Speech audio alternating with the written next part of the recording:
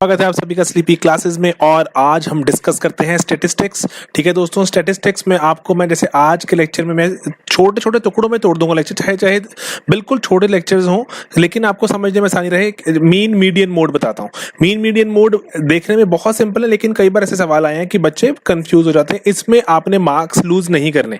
Alright, चलिए तो mean से शुरू करते हैं कहानी। छोटा सा लेक्चर है मीन के बारे में, फिर देन मीडियन, देन मोड, बिल्कुल बारीक बारीक लेक्चर्स। देखो मीन, जैसे आपको इसका सिंपल शब्दों में अगर बताऊं तो नाम क्या होता है? एवरेज। एवरेज निकालने को मीन निकालना बोलते हैं, है ना। ठीक है, मीन जैसे लेट्स से ये नंबर्स गिवन है आपको, मैं एग्जांपल लेके बताता हूँ कि ये नंबर्स हैं। ठीक है, बहुत सारे नंबर्स हैं, गिन लेते हैं कितने, 1 2 3 4 5 6 7 8 नंबर्स हैं। इनका मीन निकालना है। तो मीन होता क्या है? मीन का मतलब सिंपली यही होता है कि इन सभी नंबर्स को ऐड करो, है ना, प्लस करो, एंड देन जितने नंबर्स हैं उसे डिवाइड कर दो। 8 नंबर से 8 से डिवाइड कर दिया, तो हमने इन सबको ऐड किया, अपॉन 8 किया, ये हमारा नंबर आ गया 345। ठीक है, एवरेज या मीन जो मर्जी बोल लो। ठीक है, तो लेकिन एक बात ध्यान रखनी है कि ये जो कॉमन मिस्टेक जो होती हैं वो यहीं पर ही होती हैं, इनको समेशन करने में। अगर कैलकुलेटर्स अलाउड हैं तो कैलकुलेटर का यूज करो, अगर नहीं अलाउड तो बिल्कुल ढंग से करना है। सिंपल 2 नंबर या 5 नंबर जो भी मिलेंगे आपको सवाल में, वो आपने यहाँ पे गेन करने हैं। ऑलरेडी तो सिंपल मीन था, थोड़ा सा इसको अब आगे और लेके चलते हैं। अब एक तरीका होता है, कई बार आपको एग्जाम में बोलते हैं कि अज्यूम्ड मीन मेथड से निकालो। अज्यूम्ड मीन, देखो अज्यूम्ड मीन कुछ भी नहीं होता। ये बिल्कुल जो पुराना वाला डेटा है 450 210 340, ये सारा का सारा डेटा मैंने यहाँ पे दोबारा रिपीट कर दिया। ठीक है, पहले आपने क्या किया था, इस सब का आपने समेशन किया। समेशन का साइन सिग्मा होता है ना, सिग्मा। पहले आपने समेशन किया था, और जो भी करके समेशन करके जो भी नंबर आया था, कितना नंबर आया था, 2760, 2760 आया था। उस आपने उसको नंबर ऑफ डिजिट्स जितने ये आइटम्स थे उसे डिवाइड कर दिया, आपका मीन आ गया था। अभी अज्यूम्ड मीन में करना क्या होता है? अज्यूम्ड मीन में होता है कि आप इसमें से कोई भी एक नंबर को अज्यूम कर लो मीन। ठीक है, देखो जनरली मैं एक तरीका जो आपको बताना चाहता हूं, अज्यूम मीन में एक प्रेफरेंस क्या हो सकती है, आप इसमें पूरी जो सीरीज जो आपको नंबर दिए हुए हैं, इसमें सबसे छोटा नंबर देखो 210 एंड सबसे बड़ा नंबर 450, है ना। सबसे यही देख रहे हो आप, और तो कोई 210 450 में से बड़ा छोटा नहीं है। ठीक है, यही है सबसे छोटा सबसे बड़ा नंबर देखा, उसका आपने एक एवरेज ले लो, लोएस्ट प्लस हाईएस्ट बाय 2 कर दो। 210 प्लस 450 बटा 2 किया, 330 आ गया। मैंने मान लिया कि ये जो मीन होगा वो 330 होगा। ठीक है, 330 अज्यूम्ड मीन मेरा 330 आ गया। तो अब मैंने डिफरेंस निकालना है। अगले रो में मैं डिफरेंस निकालूंगा कि 450 में से 330 निकाला 120, 210 में से 330 निकाला माइनस 120, 340 में से 330 निकाला 10। सिमिलरली मैंने सारा यहाँ टेबल फिल किया। अब इस जो भी डिफरेंस था डी, इसका ना नोटेशन डी ढंग से लिखना है, डिफरेंस को डी बोलते हैं। एंड देन इसका आपने समेशन किया, इस सारे जितने भी नंबर आए थे इन सबका आपने ऐड किया, सिग्मा डी कर दिया। समेशन ऑफ डी कितना बैठा, 120 कैंसिल 0, 100 जो 10 से माइनस 10 कैंसिल 0, 100 माइनस 80 हो गया प्लस 20, 30 में ऐड किया 50 70 120 सम आ गया। ठीक है जी, ठीक है, 120 सम आ गया। तो अब हमारा जो मीन क्या होता है, सिंपल पहले वाला मीन क्या था, सिग्मा एक्स अपॉन एन था। यहां पर आपका मीन क्या होगा, मीन इज अज्यूम्ड जो नंबर है आपका plus sigma D upon N. Sigma D upon N मत करना, अज्यूम्ड मीन में ऐड कर देना। ठीक है दोस्तों, तो इसको हटा दिए, साफ करके देखते हैं। तो अज्यूम्ड मीन क्या होता है, जो सॉरी मीन क्या होता है, अज्यूम्ड मीन जो आपने अज्यूम किया था, कितना किया था 330, इसमें आपने जो ये समेशन आया था अपॉन नंबर ऑफ आइटम्स कितना 120 बटा 8 इज 15, 330 में 15 ऐड किया 345, 345 यहाँ पर भी आया था, 345 पहले भी आया था। आंसर सेम ही आएगा, किस मर्जी निकाल लो, चाहे सिंपल ऐड करके। लेकिन कई बार आपको एग्जाम में बोलते हैं कि अज्यूम्ड मीन से करो, तो आपको अज्यूम्ड मीन कुछ एक मीन अज्यूम करके कोई भी एक मीन अज्यूम करना। ठीक है दोस्तों, उसको आपने जैसे, और वो कैसे चुन सकते हैं मैं कि क्या अज्यूम करूं, 200 300 400 क्या अज्यूम करूं, कुछ भी कर सकते हो आप अज्यूम, आंसर सेम ही आएगा। लेकिन जनरली अपनी कैलकुलेशन आसान करने के लिए हम क्या करते हैं, जो सबसे बड़ी फिगर देखो 450 है, इस पूरे नंबर में 450 सबसे बड़ी फिगर है, देन 210 सबसे छोटी है, इसका एवरेज निकालो कितना आ गया, 250 450 का एवरेज 330 आ गया। 330 को आपने अज्यूम्ड मीन मान लिया, उससे इन सबका आप डिफरेंस अब आपने देखना शुरू किया। ठीक है, एंड देन डिफरेंस लिखते रहे। उसका बाद जो डिफरेंस का समेशन किया आपने, ये आ गया 120। ठीक है दोस्तों, 120 समेशन आ गया। 120 को आपने n से डिवाइड किया, जितनी नंबर ऑफ आइटम्स थी, ये आ गया सिग्मा डी अपॉन n। लेकिन ये सिंपल आंसर नहीं है, सिग्मा डी अपॉन n में आपने जो भी अज्यूम्ड मीन था वो ऐड करना होगा, आपका आंसर आ जाएगा। ठीक है, चलिए, ये था हमारा अज्यूम्ड मीन मेथड। अगले सवाल में, अगले इसमें देखते हैं, अगर क्लास इंटरवल्स गिवन हो, अगर क्लास इंटरवल्स गिवन हो, जैसे यहाँ गिवन है कि 0 से लेके 100 के बीच में 7, जैसे मान लो कि लेट्स से कि अज्यूम करो कि किसी की आपके ये एग्जाम हुआ, कोई 500 नंबर का एग्जाम था, ठीक है, 0 से लेके 100 जिसका टोटल बना 7 बच्चे हैं, 100 से 200 वाले 10 बच्चे, इतने में इतने, इतने में इतने, 400 से 500 में 11 बच्चे थे, ठीक है दोस्तों। तो ये आपको नंबर गिवन है, ये नंबर्स गिवन है। अब आपको बोला गया कि मीन निकाल दीजिए, ठीक है, मीन। ये क्लास इंटरवल वाले सवाल बहुत सिंपल होते हैं, इसमें मीन निकालना उतना ही आसान है, कुछ भी नहीं करना होता है। क्लास इंटरवल की मिडिल वैल्यू लिखना शुरू करो, एम से डिनोट करते हैं, ये नोटेशन सही रखना, एग्जामिनर जब चेक कर रहा होगा तो एग्जामिनर के मन खुश हो जाता है कि आप पढ़कर आए हो। अदरवाइज चाहे आपको तरीका आता हो, लेकिन अगर नोटेशन सही लिखी हो, एग्जामिनर्स के मन में आपके लिए अच्छी भावनाएं उत्पन्न होंगी, आपको नंबर अच्छे मिलेंगे, ठीक है। ओके, तो देखो अब मीडियन जो मिडिल वैल्यू क्या होती है, जो भी 0 प्लस 100 बटा 2 कर दें, कितना आ गया 50, 100 प्लस 200 बटा 2 कर दें, 300 बटा 2 इज 150, ठीक है। देन 200 प्लस 300 बटा 2 कर दें 500, 250, देन अगला 350, 450। यहाँ पे वैसे भी देख सकते हो आप कि अगर 100 का गैप है, 100 का गैप है ना, 0 से लेके 100 तक, 100 से 200, 200 से 300, तो यहाँ पर भी 100 का गैप ही आएगा ऑटोमेटिकली। पहला निकालो, उसके बाद अगला अपने आप ही लिखते रहो, 150, 250, 350, 450। अगर आपने ज्यादा दिमाग लगाना है तो 400 प्लस 500 बटा 2 करके भी लिख सकते हो, आपकी मर्जी है, मेरा तो धर्म है आपको सभी बातें बताना, ठीक है। तो आपने मिडिल वैल्यू लिख दी, एक बार जरा इसको रब कर दूं, हाँ जी। तो अब आपने क्या किया, क्लास की मिडिल वैल्यू लिख दी, ठीक है, एम से डिनोट किया आपने इसको, ऑल राइट। उसके बाद फ्रीक्वेंसी जो थी, फ्रीक्वेंसी कितनी बार, 0 से लेकर 100 के बीच में 7 बच्चे हैं, एंड देन इतने इतने इतने बच्चे हैं, ठीक है। तो अब आपने क्या किया, फ्रीक्वेंसी को मिडिल वैल्यू से मल्टीप्लाई करो, ये आ गया 350, फ्रीक्वेंसी को मिडिल वैल्यू से 1500, सभी का आपने ऐसा समेशन किया, देन आपका बन गया total frequency into middle value का सम, एफएम का सिग्मा किया आपने, ये इतनी वैल्यू आ गई। अब हमारा क्लास इंटरवल में मीन निकालने का फॉर्मूला क्या होता है, जितना भी समेशन किया था टोटल चीजों का समेशन अपॉन कितनी चीजें हैं, फ्रीक्वेंसी मतलब क्या हुआ, 7 बच्चे यहाँ, 10 बच्चे यहाँ, 17 बच्चे यहाँ, टोटल बच्चे तो यही हुए ना सिग्मा एफ, तो टोटल से डिवाइड करते हैं, टोटल कितने लोग हैं, टोटल कितनी आइटम्स हैं, वही डिवाइड किया हमने। तो ये हमारा सिग्मा एफएम था, टोटल बच्चों से डिवाइड किया, एंड ये कुछ हमारा नंबर आ गया, ठीक है दोस्तों। तो ये हमारा आंसर, ये सिंपल है। इसमें भी आप अज्यूम्ड मीन से सॉल्व कर सकते हो, आपको इसमें भी कह सकते हैं वो कि आपको अज्यूम्ड मीन से सॉल्व करो, मैं आपको करके दिखाता हूं। तो ये देखो, सेम वही क्लास इंटरवल वाला चीज लिखी है, सेम वही फ्रीक्वेंसी लिखी है, सेम वही मिडिल वैल्यूज लिख दी। अब आपने किया क्या, अब आपने डिफरेंस, वही जो अज्यूम्ड मीन, कुछ आपने एक अज्यूम किया मीन को, उससे डिफरेंस लेना शुरू कर दिया, एंड वही एक कठिनाई, दुविधा कि क्या मैं अज्यूम मीन क्या करूं। सिंपल सी बात है, लोएस्ट वैल्यू और हाईएस्ट वैल्यू का एक आप एवरेज लो, 0 प्लस 500, वही ना, लोएस्ट प्लस हाईएस्ट बटा 2, 0 प्लस 500 बटा 2 250। मैंने यहाँ पे लिख दोगे आप कि अज्यूम्ड मीन, मैंने अज्यूम्ड कितना किया, 250 मीन मैंने अज्यूम किया। आपकी कैलकुलेशन आसान हो जाएंगी, काफी जिंदगी आपकी ना इजी हो जाएगी कैलकुलेट करने में। तो अज्यूम आपने 250 किया, ओके। अब ये आपकी जो ये मिडिल वैल्यू से 250 कितना दूर है, -200, ठीक है। 250 कितना दूर है, -100, 250 कितना दूर है, 100, 250 कितना दूर है, +100, 250 कितना दूर है, +200, ठीक है दोस्तों। तो ये आपका D आ गया। वहां पर हम क्या करते थे, F इंटू M करते थे, यहाँ पे F इंटू D करेंगे, हम डिफरेंस मल्टीप्लाई करेंगे, ठीक है। तो आपने F इंटू D किया -1400, F इंटू D किया -1000, 0 इंटू डी किया 1200 एंड इंटू डी किया 2200, समेशन किया सिग्मा एफ डी, वही एग्जैक्टली सेम चीज कर रहे हो आप अभी यहाँ पे, वही sigma F D upon sigma F करोगे, लेकिन इसमें क्या करोगे, that is correct, assumed mean add कर दोगे, यही आपका आंसर बन जाएगा।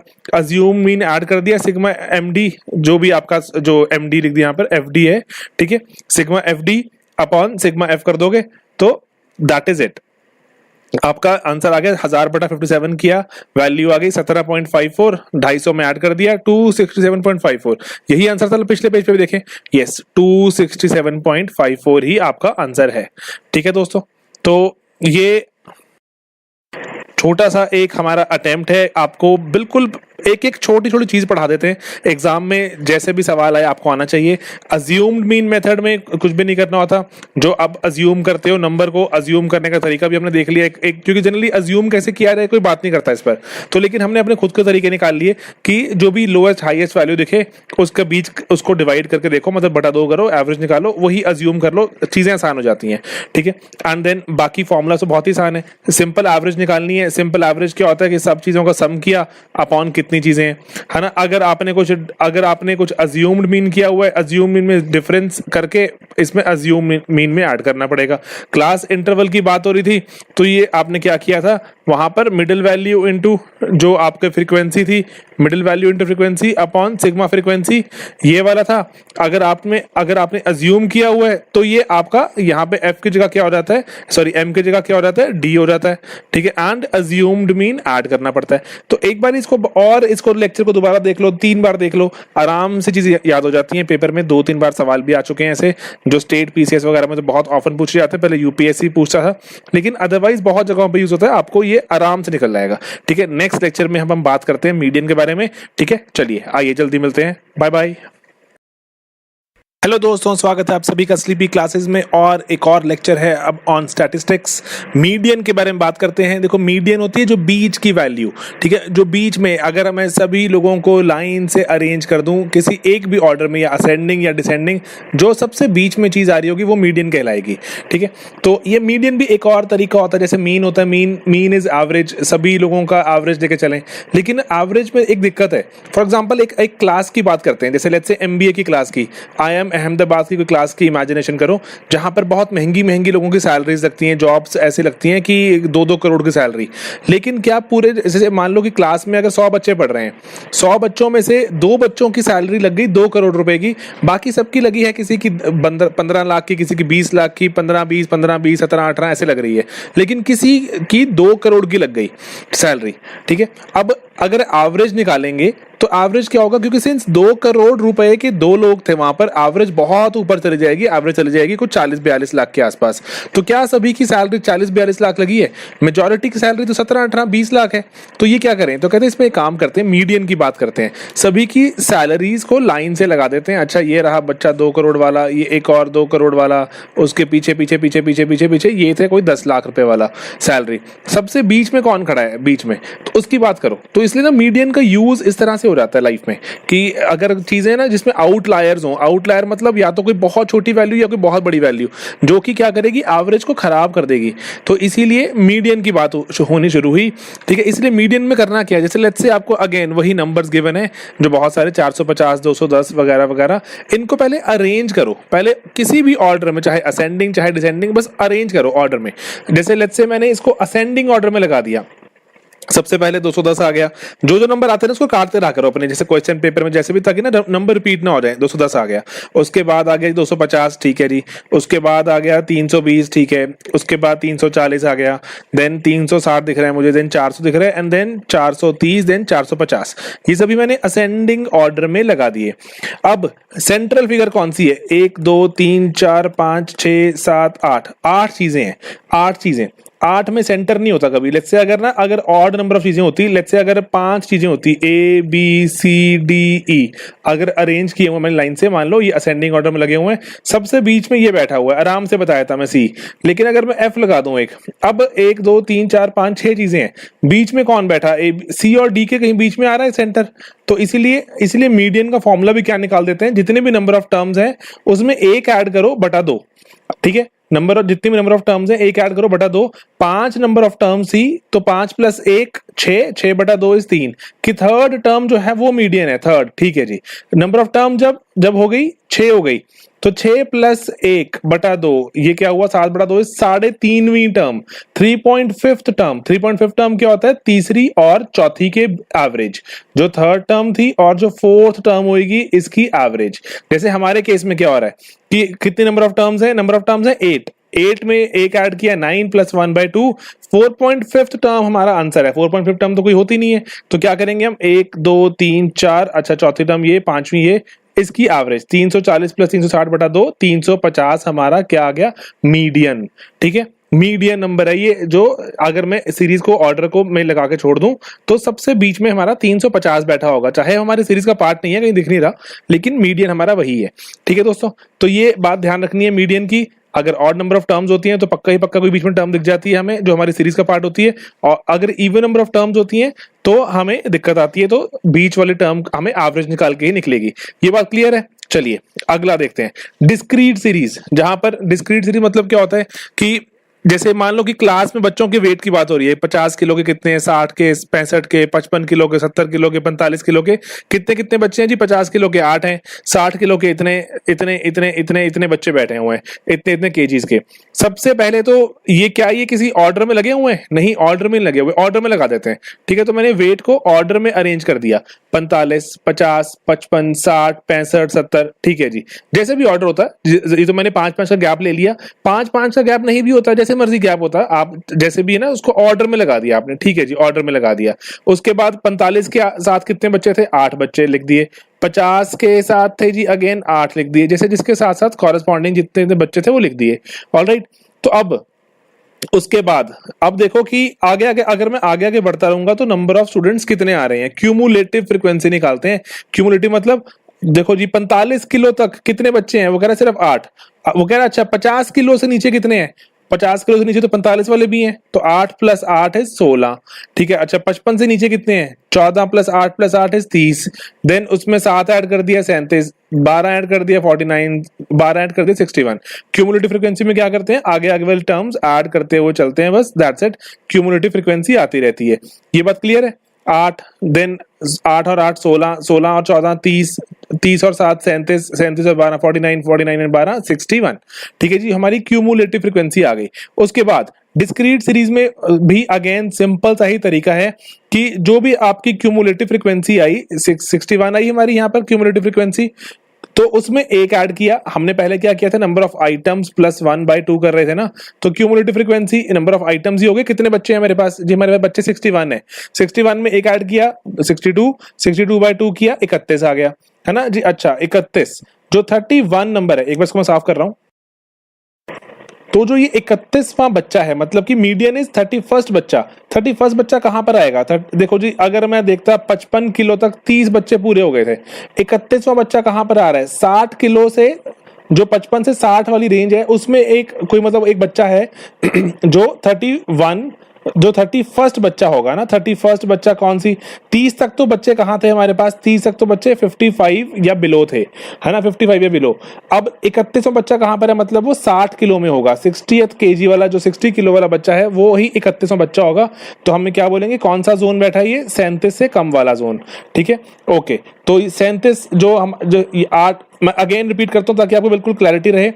जो 8 बच्चे हैं वो 45 या उससे कम किलो के हैं, 16 बच्चे हैं 50 या उससे कम किलो के, 30 बच्चे हैं 55 या उससे कम किलो के, एंड 37 बच्चे हैं 60 या उससे कम किलो के। 31st हमारी मीडियन हमारी वो आ रही है, जो 31st जो हमारा बच्चा है that is the median, that is a median weight holder. वो मीडियन वेट है क्लास का। तो अब जो 31वां बच्चा कहां पर आ रहा है? वो 31वें बच्चे का नंबर यहीं पर ही आएगा ना, क्योंकि 30 तक तो यहीं पे हो गए थे। 31, 32, 33, 34, 35, 36, 37 सब यहीं पर ही आएंगे। तो 31वां बच्चा कौन सा था? जो 37 के नीचे वाली रेंज में बैठा। ठीक है, एंड देन वो 37 लेकिन रेंज किसके कॉरेस्पॉन्डिंग है? 60 केजी। हमारा मीडियन वेट क्या हो गया? 60 केजी। तो ये बात ध्यान रहेगी। लेट्स से अगर हमारा यहाँ पर 31 की बजाय मान लो ऐसे कुछ नंबर बन के आता, कि हमारा नंबर बन के आता लेट्स से 42, तो 42 में क्या करते हैं हम? 42 में देखते हैं, अच्छा 42 किसकी रेंज में आ रहा है? 37 बच्चे हमारे पास 60 या उससे कम वाले हैं। देन उसके बाद मतलब 38, 39, 40, 41, 42 अप टिल 49 वो वाले सारे बच्चे 65 केजी वाले हैं, हाँ 65 केजी वाले हैं। तो हम बोलते हैं अच्छा जी 42वां जो बच्चा है वो भी यहीं आ रहा है, मतलब 65 केजी हमारा मीडियन वेट क्लास का हो जाता। तो यू गेटिंग इट? तो देखना होता है वो वाला बच्चा कौन से वाले वेट की रेंज में आ रहा है। तो ये मीडियन में आपको ये कहानी बिल्कुल सिंपल होनी चाहिए। पहले ऑर्डर में अरेंज करना है, उसके बाद अगर डिस्क्रीट सीरीज आ रही है तो क्यूमुलेटिव फ्रीक्वेंसी का रोल बढ़ जाता है। क्यूमुलेटिव फ्रीक्वेंसी +1/2 करके देखिए वो वाला जो बच्चा आ रहा है या फिर जो भी नंबर ऑफ आइटम है वो कौन से वेट के साथ कॉरेस्पॉन्डिंग है, कौन सी चीज के साथ कॉरेस्पॉन्डिंग है। अच्छा जी, वो वाली चीज पता लग गई आपको, वो आपकी आ गई मीडियन। वो उस चीज का median, median weight, median height, कुछ भी, मीडियन सैलरी, मीडियन इनकम, कुछ भी हो सकता है वो। ठीक है जी, ओके।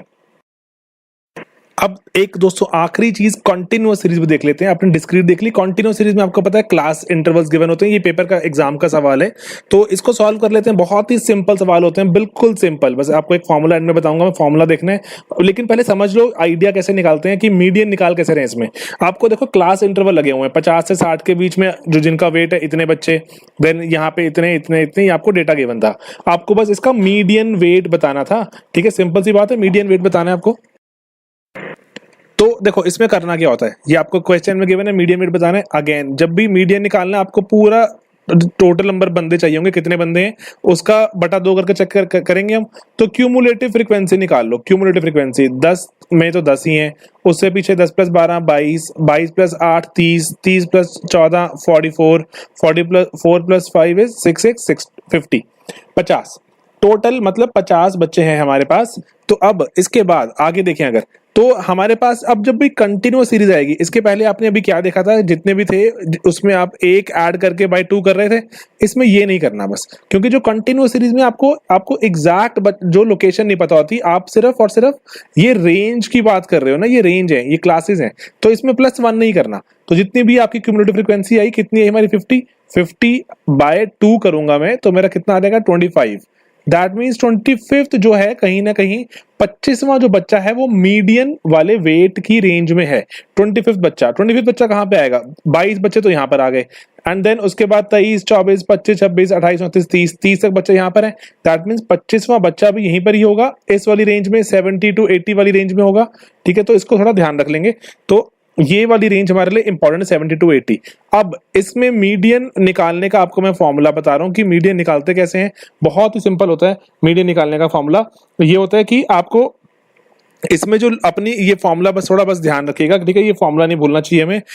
L1 प्लस जो भी हमारा मिडिल वैल्यू आई थी माइनस इसमें एक नंबर जो माइनस करना है वो है कि cumulative frequency just below the frequency you are talking about. इसको आप CF ही अगर लिख के देखें, CF डैश लिख देते हैं अगर, CF डैश, ठीक है, अपॉन में क्या करना है, जो फ्रीक्वेंसी है of the interval you talking about. मैं आपको एग्जांपल से बताऊंगा, आपको और कहानी समझ आ जाएगी। मल्टीप्लाई बाय इंटरवल की कितनी इंटरवल की कितनी गैप है, कितनी डेप्थ है। ओके, अब देखो हमारे केस में क्या हो रहा है।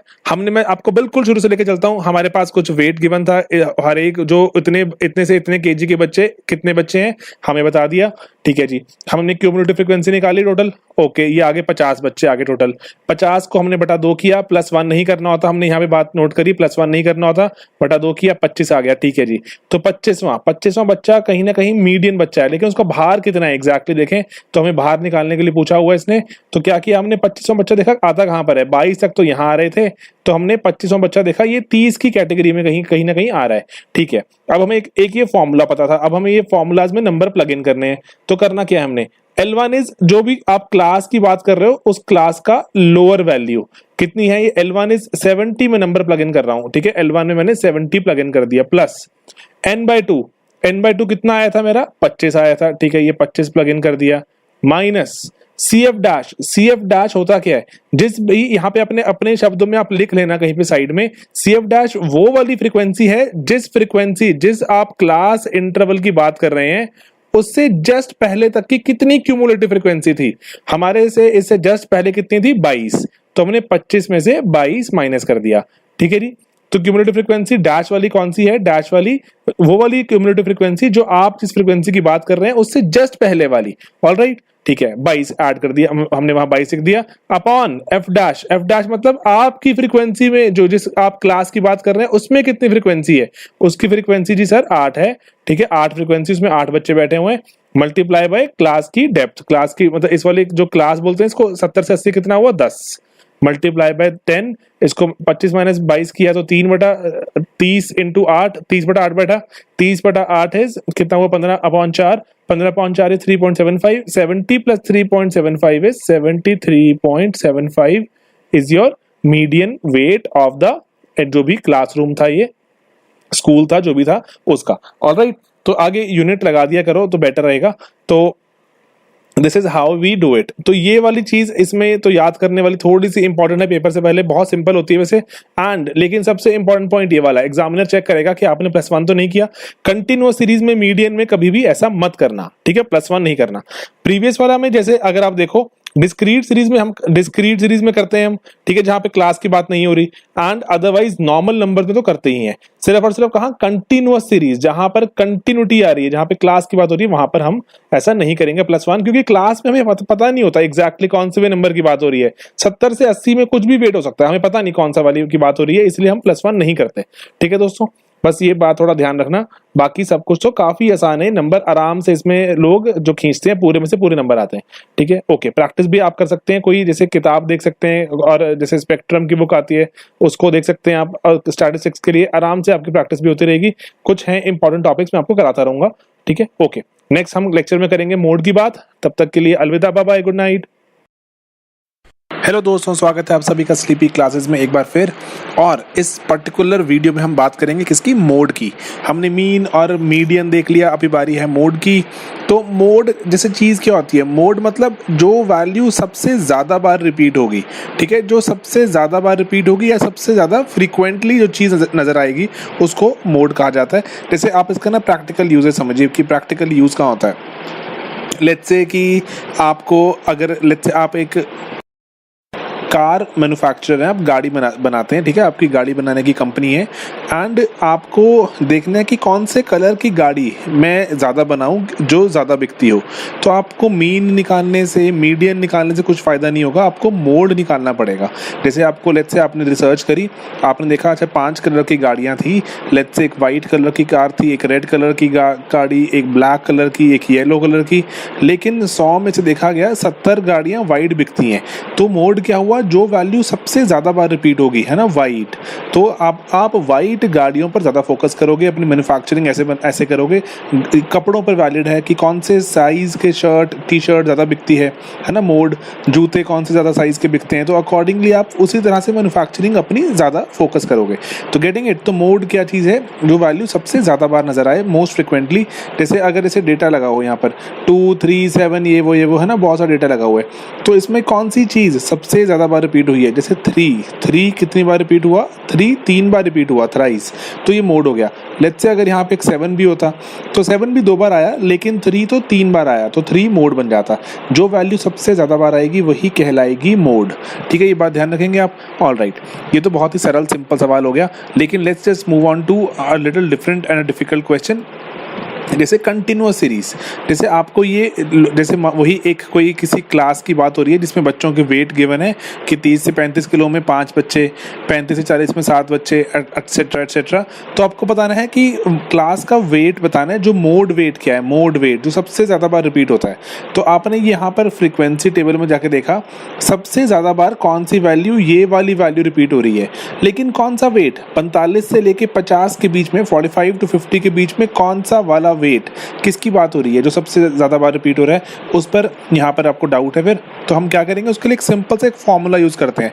मैं आपको ये फॉर्मूला बता रहा हूँ, ये वाला फॉर्मूला, ठीक है, ये देखने में मुश्किल लगता है लेकिन बहुत ही आसान होता है। फॉर्मूला क्या कह रहा है, ये कह रहा है जो मोड निकालना हो तो L1 मतलब लोअर वैल्यू, जिस फ्रीक्वेंसी की बात हो रही है, जिस क्लास इंटरवल की बात हो रही है, उसकी लोअर वैल्यू, प्लस जो ये चीज होती है जिसमें मोड आता है ना, उसको F1 कहेंगे अगर, तो इसके ऊपर वाला F0, इसके ऊपर नीचे वाला F2। ठीक है, फ्रीक्वेंसी, जो फ्रीक्वेंसी सबसे ज्यादा बार आई थी उसको F1 कहेंगे, उसके ऊपर वाली F0, उसके नीचे वाली F2। Getting it? अच्छा जी, तो ये कहेगा F1 minus F0।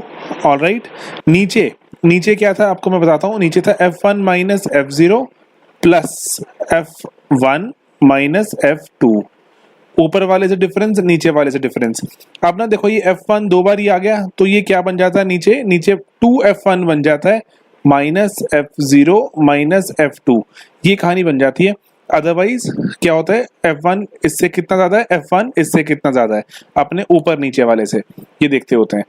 All right, and इसको मल्टीप्लाई किससे करते हैं, इंटरवल से, कि क्लास का बीच का इंटरवल कितना है, जो कि लेट्स से यहाँ पर 5 होगा हमारे केस में।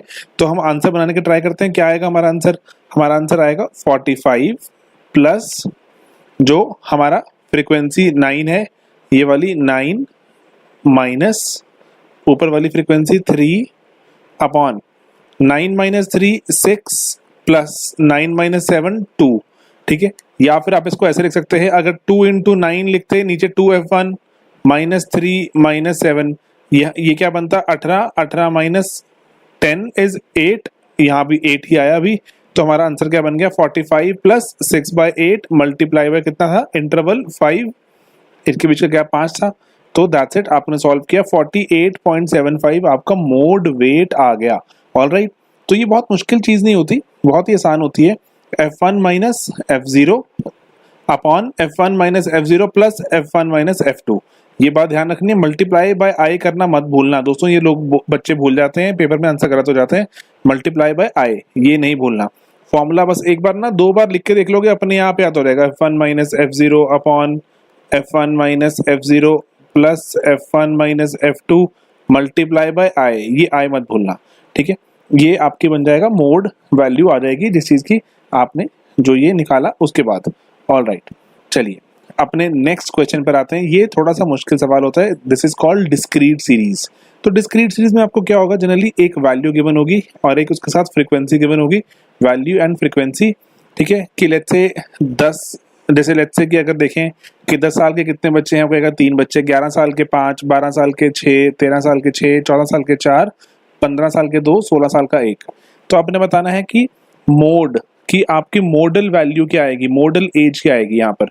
तो यहाँ पर एक दिक्कत क्या आ रही है, देखो कि लेट्स से मान लो बच्चों का वेट मान लिया या फिर बच्चों की एज मान ली, जो मर्जी है आपके लिए, है ना, क्वेश्चन ऐसा भी होगा। तो ये गिवन है यहाँ पर, ये सारे नीचे गिवन है एंड कितने बच्चे हैं वो भी गिवन है। लेकिन अब यहाँ पे दिक्कत क्या आ रही है कि लेट्स से 2 चीजें सेम है, 6 एंड 6 सेम है। देखो अब ना आपको मैं 2 कंडीशंस बता रहा हूँ, 2 कंडीशंस।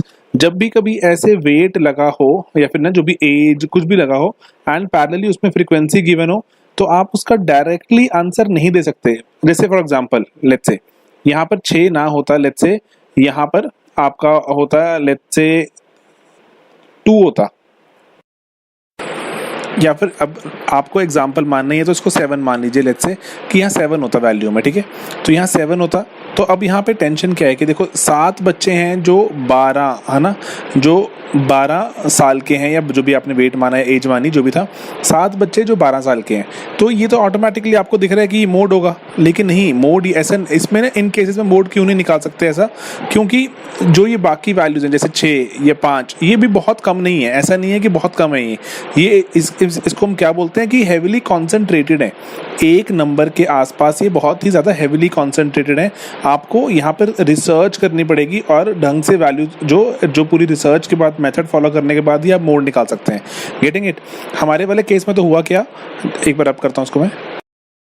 हमारे वाले केस में तो 2 वैल्यू 6 आ गई, तो हमें पता नहीं चल रहा कि 12 माने या 13 माने, तो कि हमारा आंसर 12 होगा 13 होगा। लेकिन let's say even in case में आपको क्या बता रहा हूँ, लेट्स से अगर ये 6 की जगह 7 भी होता तब भी हमें बहुत दिक्कत रहती है, हमें कोई श्योरिटी नहीं थी कि 12 इज द मॉडल वैल्यू, जो 12 जो सबसे ज़्यादा बार दिख रही है, क्योंकि 7 बच्चे हैं सबसे ज़्यादा बार दिख रहे हैं। लेकिन तब भी ऐसा नहीं है, इसका मैं आपको रीज़न समझाता हूँ ऐसा क्यों होता है, क्योंकि हेविली कॉन्सेंट्रेटेड है। 13 भी 6 बार आया, 11 भी 5 बार आया, तो ऐसा नहीं है कि 12 बहुत ज़्यादा खास नंबर नहीं है, डेफिनेटली है, लेकिन अगर प्लानिंग करनी है तो प्लानिंग के लिए ही सही बात नहीं है, ठीक है। तो अब देखो क्या करते हैं, इसमें एक तरीका बोलते हैं, इस तरीका का नाम क्या होता है, इसमें आपको एक चार्ट बनाना होता है।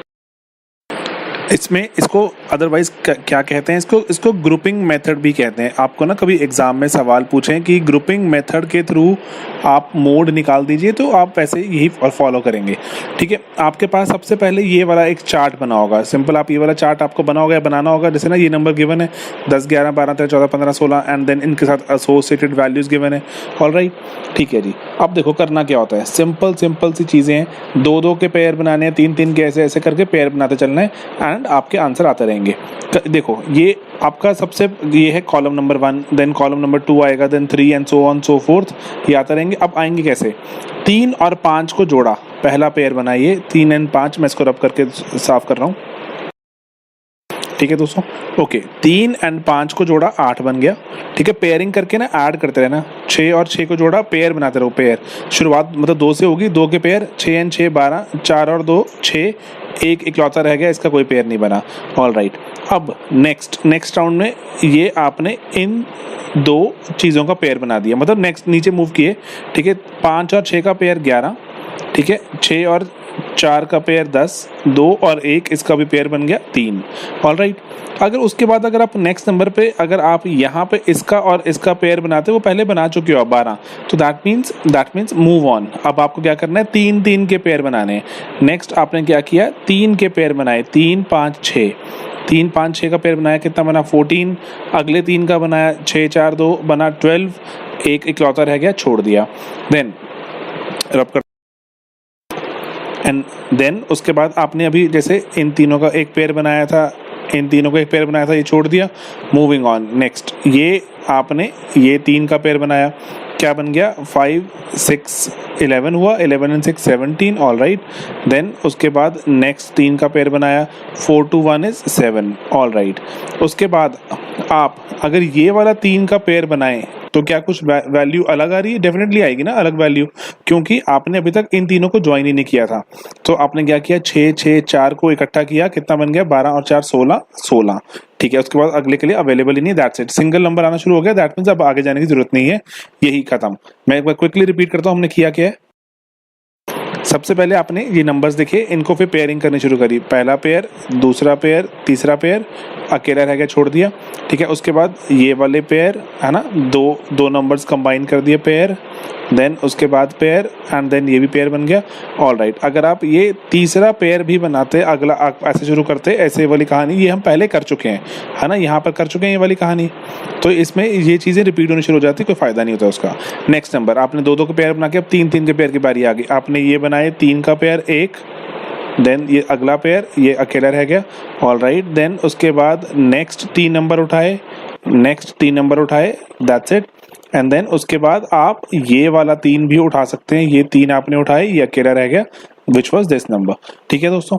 तो ये आपने ऐसा काम किया, ठीक है, ये आपने टेबल बना दिया। इसके बाद अब आपने करना क्या, हर एक जो ये कॉलम आए 1 2 3 4 5 6, इसमें सबसे बड़ी वैल्यू को मार्क करो, ठीक है, सबसे बड़ी वैल्यू को। यहाँ पर 6 और 6 है ना, ऑल राइट, यहाँ पर कौन सी है 12, यहाँ पर कौन सी है 11, यहाँ 14, यहाँ 17, यहाँ 16, ठीक है, ये सबसे बड़ी वैल्यूज़ को मार्क कर दिया। उसके बाद अगेन ये जो वेट्स थे आपके, ये एक और आपको चार्ट बनाना पड़ेगा, ठीक है, एक और चार्ट बनाना पड़ेगा। यहाँ पे लिखते हैं 10 11 12 13 14 15 16, ठीक है, ये लिख दिया आपने। अब टेबल नंबर 1 जो कॉलम नंबर 1 में कौन सी चीज़ें आपकी सबसे ज़्यादा बार आई थी, आपकी आई थी 12 and 13। All right, column number 2 में 12 सबसे ज़्यादा हैवी चीज़ है। जो 12 किससे बना था, ये वाला कौन से दो नंबर उठा के 12 और 13 उठाकर, तो 12 and 13 पे आपने एक और टिक लगा दिया, इनसे बना था। ऑल राइट, थर्ड पे आते हैं 11 कैसे बना था आपका, 11 बना था आपका 11 and 12 से, 11 पे टिक लगा दिया, 12 पे टिक लगा दिया। 14 कैसे बना था, 14 बना था 10 11 12 से, तो एक 10 पे लगा दिया, एक 11 पे लगा दिया, एक 12 पे लगा दिया, ठीक है। फिफ्थ कॉलम पे आते हैं 17 कैसे बना था, 11 12 13 को उठाकर, तो आपने 11 पे लगा दिया, 12 पे लगा दिया, 13 पे लगा दिया, एंड लास्ट 6th कॉलम में ये वाला जो 3 बीच वाले थे 12 13 14, तो आपने 12 पे लगा दिए, 13 पे 14 पर। थोड़ा इसको साफ बनाना एग्जाम में, ठीक है, मैं आपको समझाने के लिए बना रहा हूँ। देन देखो सबसे ज्यादा टिक किस में लगे, 1 2 3 4 है ना, ये 1 2 3 4 5 6 टिक्स जी से मिले 12 को, 12 जीत गया, तो 12 became your modal frequency, modal weight 12। आप पूछोगे तो आंसर क्या बनेगा आपका, मोड इज 12 kg या एज जो अगर होती तो ईयर्स होता, ठीक है, जो भी था, तो योर मोड इज 12। ये बात समझ आ गई, सिंपल। जो ये टेबल गिवन होगा, टेबल को ऐसे लिख लिया पहले, उसके बाद 2 की पहले पेयरिंग करनी शुरू करी, है ना, फिर अगले 2 की पेयरिंग करनी शुरू करी, दैट्स इट, रिपीट होने शुरू रहेंगे। फिर उसके बाद 3 की पेयरिंग करी, फिर 3 के बाद अगले 3, फिर निचले 3, है ना, ऐसे उठाया।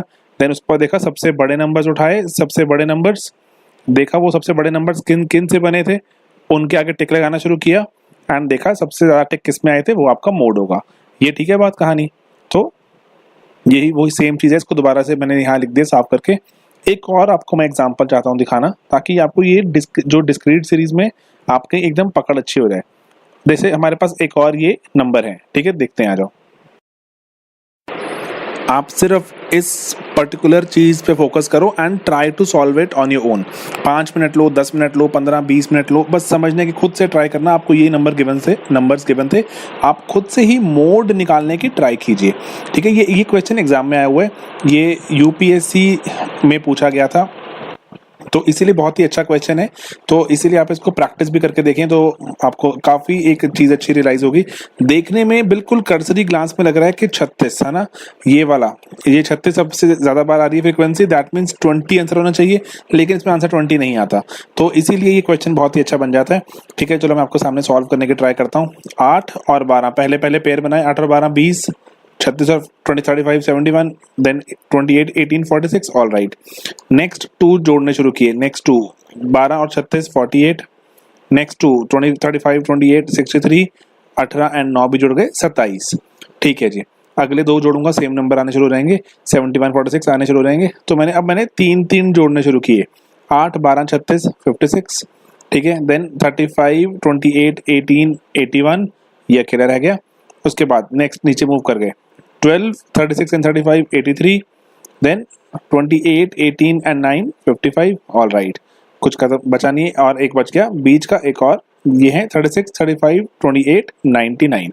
सबसे बड़े नंबरों को मैंने मार्क किया यहाँ पर, ऑल राइट। यहाँ पे 36 मार्क हो गया, देन यहाँ 71 मार्क हो गया, और यहाँ 63 हो गया, यहाँ 81 हो गया, 83 हो गया, 99 हो गया, ठीक है दोस्तों। अगले पेज पर चलते हैं इसको, चलो, ठीक है, ओके। 36 था, यहाँ 71 था, 63 81 83 99, ठीक है। तो आपने ये नंबर फिर से लिख लिए, 10 यही थी वैल्यूज, 10 15 20 25 30 35 40। देन आप इसको एग्जाम में सही सुंदर बनाओगे तो अच्छी बात है ना, अपने उससे मैं आपके सामने इसलिए मैं लिख के दिखा रहा हूँ ताकि आपको साथ साथ यहाँ पर करने में आसानी रहे, ठीक है, ओके। देन कॉलम नंबर 1 2 3 4 5 6, ठीक है, ओके। 36 किस में था, 20 में, एक टिक मिल गया इसे। 71 किस में था, 20 एंड 25 में, इनको टिक मिल गए। 63 किस में था, 25 एंड 30 में, 25 एंड 30 में। देन 81 किस में था आपका, 25 30 35, 25 30 35। देन 83 किस में था दोस्तों, 15 20 एंड 25, 15 20 एंड 25। 99 किस में था आपका, 20 25 30, 20 25 30, ओके। इसको मिला एक टिक, इसको मिले 4 टिक, इसको मिले 1 2 3 4 5 टिक, इसको मिले 1 2 3 टिक, इसको मिला सिर्फ एक टिक। सबसे ज्यादा टिक्स इसको मिले, सबसे ज्यादा।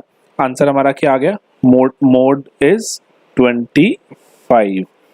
तो ये आंसर आया, जबकि कर्सरी ग्लांस में आंसर क्या लग रहा था, आंसर लग रहा था 20 होगा। लेकिन अगेन हमने क्यों ऐसा फॉलो किया, क्योंकि ना ये वैल्यूज 36 28 ये भी काफी करीबी वैल्यूज हैं। 36 डेफिनेटली सबसे ज्यादा बार है ना, ये सबसे बड़ा नंबर हुआ कि जो 20 करके जो भी चीज थी वो 36 बार आई, लेकिन ऐसा नहीं है ना कि 35 भी बहुत कम नहीं है। जो वैल्यूज की कॉन्सेंट्रेशन बहुत आसपास ही है, तो बड़ी बड़ी वैल्यूज हैं 36 35 28 है ना, ये बहुत ऐसे नहीं है कि बहुत दूर दूर की फिगर्स नहीं है। तो मोड निकालने के लिए एक्यूरेट होना जरूरी था, तो इसलिए हमने पूरा ये ग्रुपिंग मेथड फॉलो किया and this is what we got. Alright दोस्तों, तो बस यही एक सिंपल से एक चीज आपको बतानी थी। देन अभी हम इसके बाद शुरू करेंगे जो स्टैंडर्ड डेविएशन वेरिएंस वगैरह, एंड देन आपको मैं बता दूंगा कि कैसे कोरिलेशन निकालना है। बहुत ही सिंपल कॉन्सेप्ट्स हैं आपके, ये बहुत ही सिंपल सी चीज़ें। और ग्राफ कैसे बनाने, ग्राफ वगैरह बनाने तो रिलेटिवली आसान होते हैं, तो लेकिन ये जो चीज़ें स्टैट सीखनी होती है ये मुश्किल होती है। ग्राफ वगैरह तो कभी भी आराम से सीख जाते हो आप आधा घंटा में। तो यही चीज़ों के लिए आपको प्रैक्टिस करनी पड़ेगी। जैसे 1-2 फॉर्मूलाज थे है ना, वो फॉर्मूला आप थोड़ा ध्यान रखिएगा हमेशा ही, जैसे ये L1 वाला फॉर्मूला मोड में, बाकी आपने ये ग्रुपिंग मेथड वाली चीज़ें थोड़ा याद रखना, अदरवाइज इतना मुश्किल नहीं है, आराम से फ्री में नंबर मिलते हैं। ठीक है, चलिए मिलते हैं अपने अगले वीडियो में जल्दी। Bye bye, take care.